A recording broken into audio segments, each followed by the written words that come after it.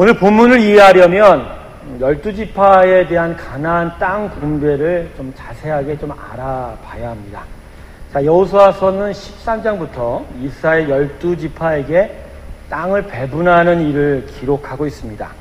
이제까지 땅을 정복한 것을 놓고서 제비를 뽑고요. 그 제비를 통해서 5지파가 먼저 땅을 배분받는데요. 먼저 사실 3지파가 요단강을 건너오기 전부터 요단강 동편 땅을 이미 분배받았습니다. 그 3지파가 누굽니까? 갓, 르벤, 그다음에 므낫세 지파가 워낙 많다 보니까 절반, 므낫세 반지파라고 하죠. 절반이 요단강 동편의 땅을 분배받았습니다. 그리고 나서 여호수아서 13장에서 제비 뽑아서 순서대로 나아가면 유다 지파가 땅을 분배받고 에브라임, 므낫세의 또 다른 절반이 땅을 분배받게 됩니다. 이제 남은 7지파에게 땅이 분배가 되면 가나안 정복은 이제 완성이 되는 것입니다. 근데 오늘 본문을 보면요, 18장 3절은 이렇게 기록하고 있습니다. 제가 읽어드릴게요. 여호수아가 이스라엘 자손에게 이르되 너희가 너희 열조의 하나님 여호와께서 너희에게 주신 땅을 취하러 가기를 어느 때까지 지체하겠느냐. 땅을 지금 분배하고 있단 말이에요. 땅을 제비 뽑아서 나눠주고 있는데 여호수아가 느닷없이 아직 땅을 얻지 못했다 이렇게 얘기를 하고 있는 거예요. 본문에서 여호수아가 12지파에게 가나안 땅에 대한 정복이 제대로 이루어지지 못하고 있다. 그래서 지금 땅 분배가 제대로 되지 못하고 있다라고 이렇게 말하는 것이죠. 특별히 나머지 7지파가 자신이 얻어야 될 땅에 대한 분배가 제대로 이루어지지 못한 것에 대해서 책망을 하고 있는 것입니다. 자, 그러면 왜 이 남은 7지파의 가나안 땅 정복 사업이 제대로 마무리되고 있지 못하는가? 여러 이유가 있겠지만요. 그 중에 하나가 이 본문에 기록된 에브라임과 므낫세 지파의 불평 때문이었습니다. 자, 오늘 17장 14절 첫 본문이죠. 우리 같이 한번 읽어볼까요? 17장 14절 같이 읽습니다. 시작.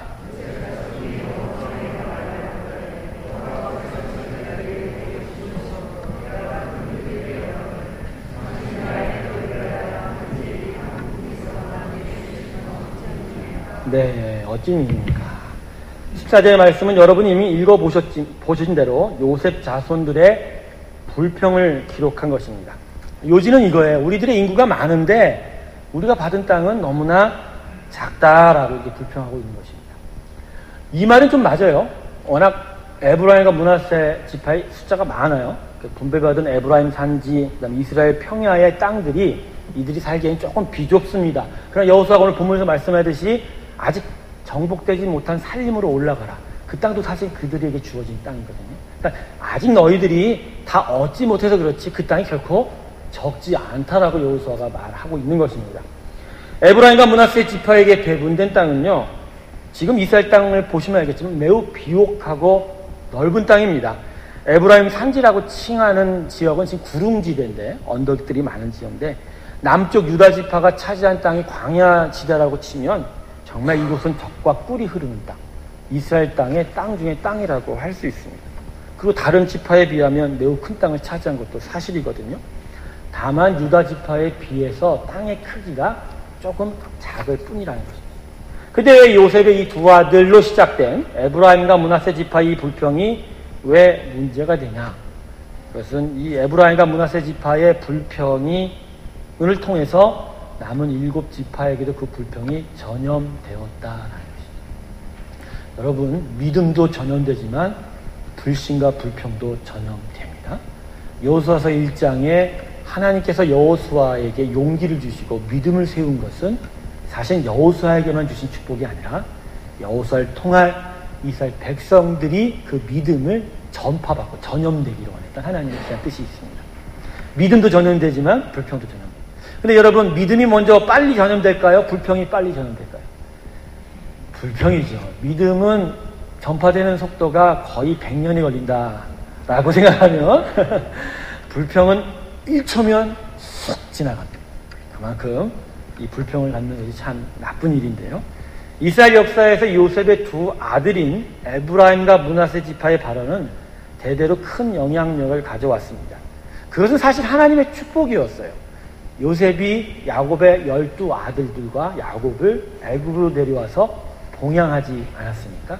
하나님은 그것을 되게 큰 위로 삼으셨어요. 의로 삼으셨어요. 그래서 야곱의 후손들을 보상한 공로에 대해서 요셉의 두 아들들이 삼촌과 똑같이 각각의 한 지파를 이룰 수 있도록, 오히려 레위 지파가 제사장의 목으로 12지파에서 제외되는 그런 정도로 므낫세와 에브라임 지파를 축복하였다고요. 그런데 주어진 축복 앞에서 에브라임과 므낫세는 교만하였습니다. 주신 축복을 그저 만족하고 거기에 대해서 감사하면 되는데, 오히려 야곱의 장자로, 사실은 야곱의 4번째 아들이지만 야곱이 머리 들어 축복할 때는 누가 장자권을 받았죠? 첫째도 둘째도 셋째도 아닌 누구죠? 넷째 아들 유다에게 하나님이 장자권의 축복을 주었죠. 그런데 이 에브라임과 므낫세는 장자권에 대한 축복에 대한 시기로 계속적으로 유다 지파와 대항하게 됩니다. 그것들이 사사기에 보면 항상 기록이 되어 있고요. 결국 이것 때문에 결국 솔로몬 왕이 죽은 이후에 에브라임 지파에서 누가 나왔습니까? 여로보암이 나와서 유다 지파의 르호보암을 대적하고 결국 다른 10지파를 선동해서 북이스라엘 왕국을 분열해 나가게 된 것입니다. 결국 에브라임과 므낫세의 교만이 하나님의 나라가 분열되게 되는 그런 원인이 되게 되었다는 것입니다. 본문의 사건에서도 마찬가지예요. 에브라임과 므낫세가 불평을 하자 다른 지파들도 그 영향권에 있었기 때문에 따라서 불평을 한 겁니다. 우리가 차지해야 될 땅은 다른 지파 유다 지파의 땅에 비하면 정복하기도 어렵고 그 땅도 비옥하지 않고 또 적기까지 하다. 그리고 이런 불평을 가지면서 가나안 정복 사업에 대한 나태함을 보이게 되었고요. 그러면서 보니까 가나안 족속들을 가나안 땅에서 다 멸절시키고 쫓아냈음에도 불구하고 그렇게 하지 못한 거예요. 결국 그것이 이후에 사사기를 보게 되면 알지만 자신들을 압제하고 핍박하는, 그죠? 일로 되돌아오는 그런 불행한 결과가 나타나게 되는 것입니다. 그래서 하나님은요, 이러한 에브라임과 므낫세 지파의 불평을 절대로 가볍게 보지 않았습니다. 그래서 하나님께서 이 문제를 해결하시고자 하나의 조치를 오늘 이 본문에서 취하셨습니다. 그것이 바로 오늘 18장 1절의 기록입니다. 우리 같이 한번 읽을까요? 18장 1절 같이 읽습니다. 시작. 이스라엘 자손의 온 회중이 실로에 모여서 거기 회막을 세웠으니 그 땅 이미 그들 앞에서 돌아와 복종하였습니다. 본문 1절의 기록이 무엇을 말하고 있습니까? 하나님의 성막이 지금 어디로? 실로로 이동하고 있다라는 것을 가르쳐 줍니다. 하나님께서 당신이 임재하시고 이스라엘 백성을 만나시는 그 은혜와 축복을 주시는 그 자리, 그 성막이 지금 이스라엘 백성들 가까이로 옮겨왔다라는 얘기입니다. 왜요? 왜 하나님의 성막이 옮겨와야 했을까요? 이스라엘에게 하나님께 대한 예배가 무너지면서 그들의 가나안 정복 사업도 무너졌고 그 안에서 불평과 나태함이 생기고 그들의 삶도 함께 무너졌기 때문입니다. 하나님께서는 실로의 성막을 옮기는 것을 통해서 이스라엘 백성을 다시 예배의 자리로 초대하신 것입니다. 이스라엘이 가나안에 들어와서 성막을 처음 세운 것이 어딘지 기억하시겠습니까? 요단강을 건너서 어디에 세웠어요? 길갈이라는 곳에 성막을 세웠어요. 여리고성 바로 앞입니다. 거기서 성막을 세우고 가나안 정복 전쟁이 계속되는 동안 길갈은 이스라엘 백성의 가나안 정복 전쟁의 총 헤드쿼터가 되게 됩니다. 하지만 이 전쟁이 계속되면서부터 이스라엘 백성은 점점 각 지역으로 퍼져나가게 되고 퍼져나가게 되면 될수록 성막 길갈로 오고 가는 거리가 멀어지게 되는 것입니다. 멀어지게 되다 보니까 문제가 발생한 거예요. 성막이 멀어지면서 하나님과 이스라엘 백성의 만남이 멀어진 거리만큼이나 멀어져 가게 되었다는 것입니다. 물론 이스라엘 백성이 정복 전쟁을 하면서 하루 만에 몇 시간 만에 길갈에 올 수 없기 때문에 그들에게 있어서 예배는 안식일을 지키는 것이었을 거예요. 안식일을 지키고 어떤 노동도 하지 아니하며 하나님을 기념하고 기억하고 그 주신 구원을 묵상하는 일들을 이 안식일에 했어야 됐는데 정복 전쟁이 워낙 바쁘고 힘들다 보니까 이 안식일을 지키는 일들이 깨져가기 시작했다는 것이죠. 근데 그 안식일이 깨지고 하나님과의 관계가 깨져가면서 그들의 삶의 질서가 무너져 버린 것이죠. 길갈에서 하나님께 제사 드리지 못하고 또 안식일의 규정도 각자의 지역에서 드리지 못하다 보니까 하나님과의 관계가 멀어지고 그 관계가 멀어진 것을 통해서 그들의 삶의 모든 질서들이 무너져 가게 된 것이다. 하나님은 이 므낫세와 에브라임 그리고 나머지 지파들의 불평의 문제를 그들 자신의 단순한 탐욕의 문제로만 보지 않고 있다는 것입니다. 이 문제는 하나님과 그 백성의 만남의 문제 때문이다 라고 진단하신 것입니다. 하나님께서는 이스라엘 백성의 어려움을 알고 계셨습니다. 오랜 가나안 정복 전쟁을 통해서 그들이 지친 것을 알고 계셨습니다. 지치니까 나태함과 게으름이 나타날 수밖에 없는 것이고 그것이 이제는 불평이 되고 그리고 하나님을 불신할 조짐으로까지 보이기 시작한 것이죠. 여러분, 이런 어려움이 이스라엘 백성이 나타난 이유는 무엇입니까? 아까도 제가 말씀드렸지만 육체적인 필요가 먼저일 거예요. 근데 여러분, 육체적인 필요는 잠시간의 휴식으로 해결할 수 있는 것입니다. 충분히. 그러나 하나님께 불평하고 있다는 것, 그분의 약속을 끝까지 신뢰하지 못한다는 것은 그것은 육체의 문제가 아니라 영적인 문제라는 것입니다. 하나님과의 관계가 문제가 있다는 것입니다. 여러분, 하나님과 이스라엘 백성은 어떤 관계죠? 하나님이 주인이 되시고 이스라엘은 백성이 되는 거예요. 하나님이 주인이 되기 때문에 다스리고 보호하고 인도하고 채우시는 분이다. 백성은 그렇다면 그런 하나님을 의지하고 믿고 따르고 예배하는 것이죠. 그러니까 그들 사이에, 하나님과 그 백성 사이에는 불평이라는 것이 나올 수가 없는 것입니다. 하나님과 그 백성된 사이에 불평이 나온다는 것은 이미 그 관계가 깨져 있다는 것이에요. 하나님은 당신의 약속을 신실하게 지키시죠. 그렇기 때문에 모든 관계 문제는 어디에 있다? 우리에게 있다. 그분의 백성에게 있다는 것이죠. 하나님을 제대로 신뢰하지 못한다. 그런데 그렇게 이런 하나님의 관계, 백성과 하나님의 사이의 그 관계 문제에 오늘 하나님께서 주신 처방이 무엇이죠? 바로 실로로 하나님을 만날 성막을 이동하면서 거기서 드려질 제사, 지금으로 말하면 예배를 다시 회복하게 하신 것이죠. 예배를 통해서 다시 하나님을 만나고 그 속에서 하나님의 은혜를 다시 체험하는 일들을 하나님께서 이스라엘 백성에게 던져주신 것입니다. 지친 이스라엘 백성에게는 예배가 필요했습니다. 자신들의 은혜를 주신 하나님을 만나고 그 만남 속에서 하나님의 사랑을 다시 체험하고 그 속에서 불신이 버려지고 다시 약속을 신뢰하는 믿음이 생기고 거기에서 용기가 나타나고 그 용기를 통해서 두려움을 극복하면서 아직도 정복되지 않은 그 약속의 땅을 향하여 나아갈 수 있는 힘을 이스라엘 백성이 얻게 되는 것입니다. 그래서 하나님이 예배 장소인 성막을 길갈에서 실로로 옮겨오게 된 것입니다. 사랑하는 성도 여러분, 오늘 본문이 우리에게 가르쳐주는 것은 우리 삶의 문제의 대부분의 근원적인 원인이 바로 하나님과의 관계로부터 출발한다. 하나님과의 관계가 깨어져 버린 것부터 출발한다는 것을 가르쳐주며 그 하나님과의 관계를 바로잡기 위해서 우리에게 필요한 것은 바로 예배라는 것을 우리에게 가르쳐 줍니다. 우리가 믿음의 삶으로, 사람으로 믿음의 삶을 살아가기 위해서 무엇보다 우리의 삶의 터전에 세워져야 될 것은 예배입니다. 할렐루야. 우리 삶의 예배가 제대로 세워지시기를 주님의 이름으로 축원합니다.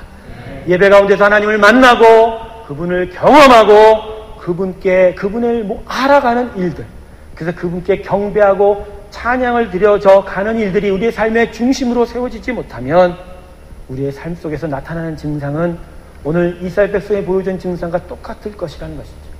불평이 나타날 것입니다. 만족이 사라질 것입니다. 그리고 기쁨보다는 짜증과 슬픔, 그리고 고통만이 나타날 것입니다. 그리고 거기서부터 삶의 모든 부분들이 서서히 무너지기 시작할 것이다 라는 것이죠. 여러분, 이민의 삶은 도전의 삶입니다. 무엇보다도 용기와 위로가 필요하죠. 왜요? 내가 익숙해서 살던 곳과는 다른 곳에서 살기 때문에 좀 더 많은 힘이 필요하고 그 힘은 사실 용기이죠. 나를 시기하고 나를 멸시하고 나를 낮추게 보는 자 앞에서 당당하게 살아가야 될 힘이 필요한데 하지만 이민생활이라는 게 그런가요? 쉽게 지치죠. 그리고 지친 몸이 영혼을 피곤하게 만듭니다. 그리고 외로움이 있고 갈등이 생기다 보니까 마음의 아픔과 피로가 쌓이게 됩니다. 그것을 해소하기 위해서 우리는 여러 가지 일들을 합니다. 사람을 만납니다. 골프를 칩니다. 담소를 나눕니다. 관광을 합니다. 하지만 그게 그것으로 해결되지 않는다는 것이죠. 영적인 문제는 영적인 문제로 풀어야 합니다. 육적인 문제도 영적인 문제로 풀어야 합니다. 우리에게 필요한 방법은 바로 그러한 예배가 필요하다는 것이죠. 그럴수록 우리에게는 하나님과의 만남이 필요해요. 예배를 드려야 해요. 교회에 나와서 소리쳐 주님을 부르고 주의 음성을 들어야 합니다. 가슴이 후련해지도록 울어도 보고 소리쳐 찬양도 하고 가슴을 뜨어야 한다. 그러고 계신가요? 지금 여러분 하나님 앞에 예배 드리면서 나의 그 모든 외로움과 아픔들 그리고 힘든 것들을 하나님 앞에 정말 소리 높여 올려드리고 정말 후련해지도록 울어도 보면서 그렇게 하나님 앞에 드려가고 있으십니다. 제가 고등 코넬 신학교에서 공부하면서 경험한 것이 있어요. 그것은 바로 목사인 제가 예배 문제를 경험했다는 거예요. 목사이다 보니까 다른 교회에서 함께 섬기는 일이 참 힘들었어요. 설교하지 않는 것이 저한테 너무나도 이상했어요. 대신 그래서 여러 교회를 전전하면서 그 교회를 알아가는 일들에 한번 제가 초점을 가져보자라고 했어요. 성공회도 가보고 감리교회도 가보고 침례교회도 가보고 심지어는 가톨릭 처치도 한번 더 알고. 근데 그런 과정 속에서 나에게 나타난 일이 뭔지 아십니까? 예배가 사라졌다. 주일날 나의 마음을 하나님 앞에 드리는 일이 사라지기 시작했어요. 그냥 내가 무엇을 알아가는 일, 공부하는 일들이 예배, 주일날 내 삶 속에 채워지기 시작했다는 거예요. 그런데 그게요, 한 달, 두 달 계속되다 보니까 내 삶의 질서가 무너져 가는 것을 깨닫게 됐어요. 영적인 힘이 사라지게 됐어요. 하나님을 분별하는 지혜가 사라지게 됐어요. 귀신 쫓는 능력이 사라지게 됐어요. 정말로 하나님과 만나는 그 길이 막히고 답답해지게 되는 거죠. 정말로 예배가 무너진 나의 삶을 찾아봤을 때 내가 어떻게 하여 여기까지 왔는가 그런 생각이 들게 되더라고요. 그럴 때 저는 내 자신의 예배를 다시 세워나가게 되었습니다.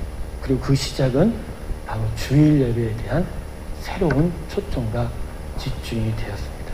사랑하는 성도 여러분, 여러분의 삶의 주일 예배를 무엇보다도 강하게 세우시기를 주님의 이름으로 축원합니다. 분위기가 왜 이러죠? 왜 이렇게 대답을 전하시죠? 우리들 생각 중에 잘못된 생각이 하나 있어요. 반드시 교회에서 주일 예배 드려야 하는가? 삶의 예배가 더 중요한 것이 아닌가요?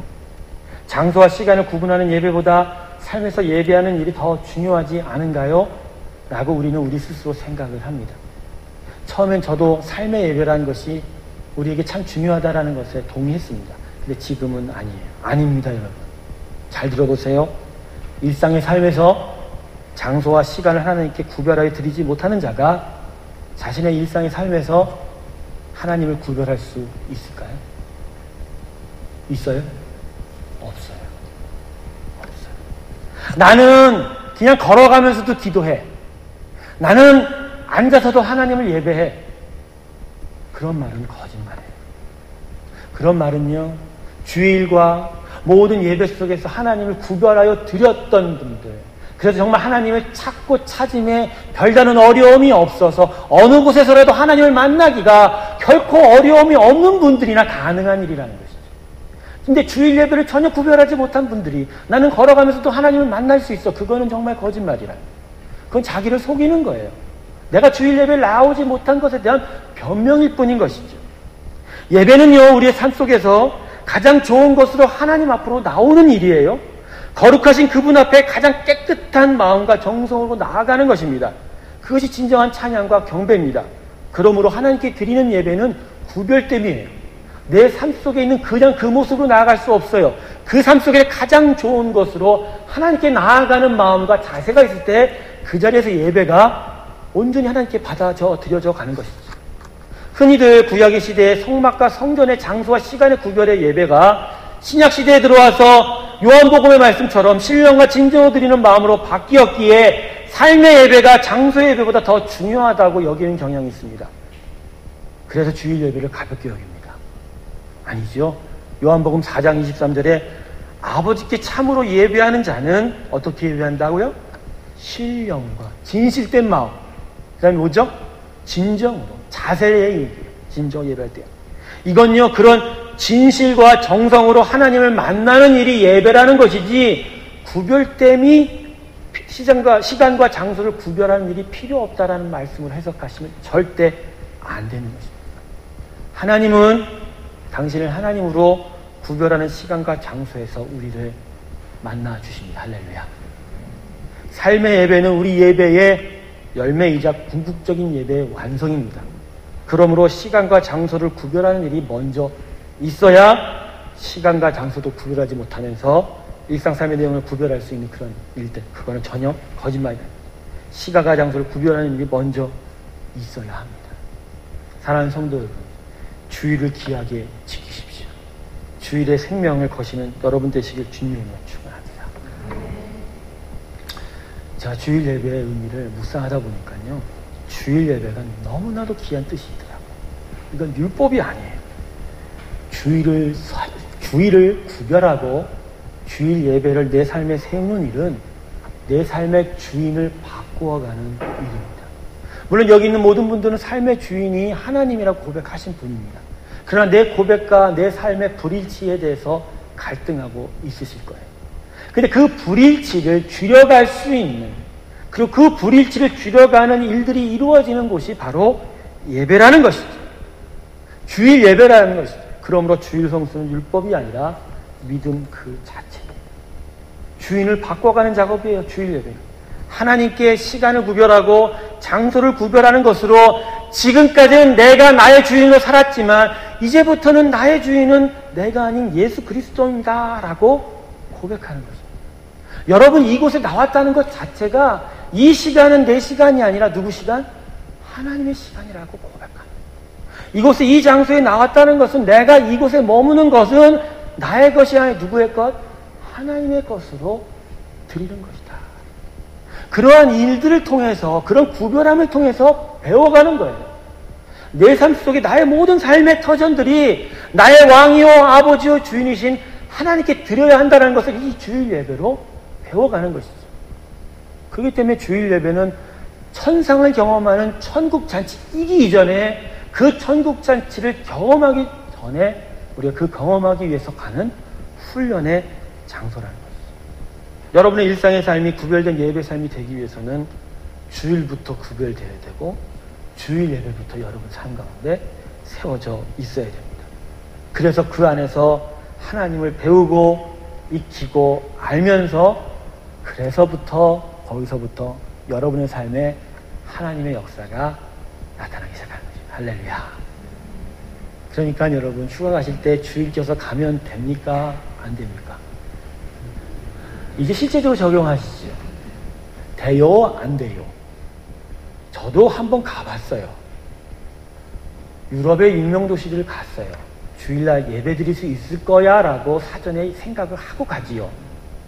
호텔에 아침에 일어나자마자 아침을 먹고 교회를 찾아봤더니 교회가 아주 먼 곳에 있거나 아예 없는 수도 있어요. 그러면 우리는 이러죠. 그냥 기도하고 말지.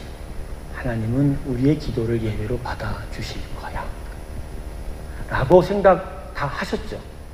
그러지 않으셨어요? 저만 그랬나요? 여러분 다 프라하에서도 예배 찾아가시고 비엔나에서도 예배 찾아가셨나요? 여러분, 그 여행의 시작부터 이미 주일이 무너진 거예요. 그 여행의 시작부터 믿음이 이미 무너진 거예요. 그 여행이 여러분에게 육체적인 힘은 줄 수 있어도 영적인 능력은 결코 주지 못하였다라는 것이에요. 저는 여러분 가운데 주일 예배 때문에 힘들어하는 사람들을 몇 분을 알고 있습니다. 그 주일 예배가 너무나 부담이 되어가는 분들도 알고 있습니다. 그분들에게 오늘 사랑의 마음을 담아 이렇게 말씀드립니다. 주일 예배를 사랑하십시오. 그 사랑 가운데서 하나님의 사랑이 여러분의 인생을 더욱더 굳세게 세워줄 줄로 믿습니다. 주일을 사랑하고 주일 예배를 정말 간절히 기다리는 자에게 하나님은 복을 주실 것입니다. 찾고 구하고 두드리라는 말은 바로 이럴 때 쓰는 것입니다. 내게 하나님이 필요한데, 내게 정말 하나님이 채워줘야 되는데 그분을 발견할 수가 없어. 그런데 예수님은 바로 찾고 구하고 두드리러 어디 와서? 예배에 와서. 하나님 만날 만한 장소에 와서 시간을 구별하면서 하나님께 나아가라 하시는 것이죠. 저는 그러므로 여러분에게 이렇게 권면합니다. 주일 예배에 스스로 묶이시기를 주님으로 축원합니다. 묶이세요. 그래서 세상과 나에 묶이지 않고 스스로 하나님께 묶여 가십시오. 미국 알링턴 국립묘지에 가면 이런 문구가 어느 한 묘지에 적혀져 있답니다. Freedom is not free라고. 주님의 복음이 여러분을 진실케 하였으나, 자유케 하였으나 그 자유는 대가가 필요하다는 의미로 해석이 되더라고요. 여러분에게 신앙의 자유가 있지만 그 신앙의 자유 안에서 스스로를 하나님께 묶여져 가는, 그 자유를 하나님께 온전히 드려져 가는 그런 헌신을 통해서 주일 예배가 여러분에게 놀라운 축복의 터전이 될 것이라는 것입니다. 그러므로 여러분은 주일 예배 안에서 여러분의 생명을 걸어야 돼요. 여러분의 목숨을 걸어야 돼요. 여러분의 모든 것을 걸어야 돼요. 그래서 그분께 다 들으십시오. 그리고 그분이 그 받으신 이후에 그것을 다시 여러분에게 새로운 질서와 터전으로 되돌려주는 것을 받아내셔야 돼요. 예배에 생명을 걸지 않는 자는 결코 여러분의 삶에 하나님이 생명을 걸지 않습니다. 예배에 여러분의 목숨을 걸지 않는 자는 여러분의 예배 가운데 예수 그리스도의 보혈의 능력이 나타나지 않을 것이라는 것입니다. 그분은 당신의 아들의 독생자의 피를 귀하게 여기는 자와 당신의 독생자 아들의 헌신을 사랑하는 자에게 그 아들을 주신 정성과 사랑을 똑같이 부어 주신다는 것이죠. 예수 그리스도의 이름으로 예배하고 그분의 이름으로 찬양하는 일에 여러분의 모든 것을 걸지 아니한다면 우리 삶의 모든 것에 하나님의 축복은 중단되어져 갈 것입니다. 여러분, 내가 예수를 믿는다는 것이 무슨 말인가요? 그냥 나는 나의 축복의 주인으로 예수를 믿어. 이게 아니에요. 난 이제부터 그분의 완전히 묶인 자야. 그분이 모든 것을 하실 것이야. 난 그걸 내가 믿어. 그분의 뜻대로 살아가는 것을 믿어. 그것이 바로 내가 예수를 믿는다는 거 아니겠습니까? 그렇다면 그분이 정해놓은 시간과 장소에서 그분을 찬양하는 일이 우리 삶 속에서 가장 중요한 거 아닌가요? 근데 그 질서가 우리 삶 속에서 무너져가고 있다는 것은 그건 믿음이 무너져갈 뿐만 아니라 우리 삶도 똑같이 무너져가고 있다는 것입니다. 여러분, 모든 문제가 생겼을 때 주일 문제를 먼저 생각하십시오. 내가 하나님과 함께 예배 드려 가는 일에 무언가가 부족하거나 잘못되어 있거나 질서가 잘못되어 있을 때부터 우리의 문제는 시작되어 가고 있다는 것입니다. 내 몸의 육체의 피부에 반점이 돋아나면 과연 이 피부가 무슨 문제가 있을까라고 생각하지만 사실은 그렇지가 않아요. 내가 먹은 음식이 내가 어느 장부에 문제가 있거나 내 속에서 문제가 있을 때 피부에 나타나는 일도 꽤 많다는 거죠. 그런 거예요, 여러분. 여러분 육체적 물리적인 삶에 문제가 나타난다는 것은 영적인 하나님과 예배 가운데서 문제가 있다는 것을 의미합니다. 그러니까 여러분이 제대로 살려면, 영원한 생명을 얻고 살려면 주일 예배가 여러분 가운데 세워져야 됩니다. 다시 회복하는 믿음 되기를 원하십니까? 아멘이십니까? 주일 예배 생명 거시는 저와 여러분 되시길 주님을 축원합니다. 말씀을 마칠게요. 복음의 목표는 사람의 은혜로 하나님의 은혜로 사람을 변화시키는 것입니다. 그래서 그 사람의 변화로 온 세상을 변화시키는 것이죠. 그러므로 믿음은 우리에게 하나님께로 더 가까이 가도록 요구합니다. 하나님을 알고 익히고 섬기며 찬양하고 경배하고 예배를 통해서 내 영혼이 변하고 그래서 내 삶에 하나님의 나라가 세워지고 그 나라를 통해서 같이 교회로 공동체로 이 모든 땅을 하나님께 드려가는 일들이 나타나게 됩니다. 그 첫 번째가 바로 예배의 생명을 거는 일이 될 줄 믿습니다. 창립 30주년을 맞이하여 우리에게 터닝 포인트가 요구됩니다. 다시 세워지는 믿음은 우리에게 주어진 숙제입니다. 반드시 해야 될 일이에요. 그 중에서 무엇보다 우리 일림교회에 주일 예배가 더욱더 귀하게 세워지는 일들이 나타나기를 소망합니다.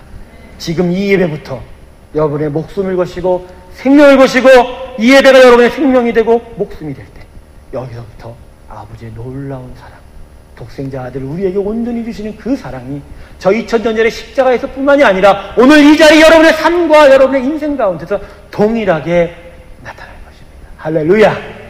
우리 다 같이 여러분 눈을 감고 오늘 이 말씀을 붙잡고 함께 기도하기 원합니다. 정말 이 시간에 이렇게 돌아보기 원합니다.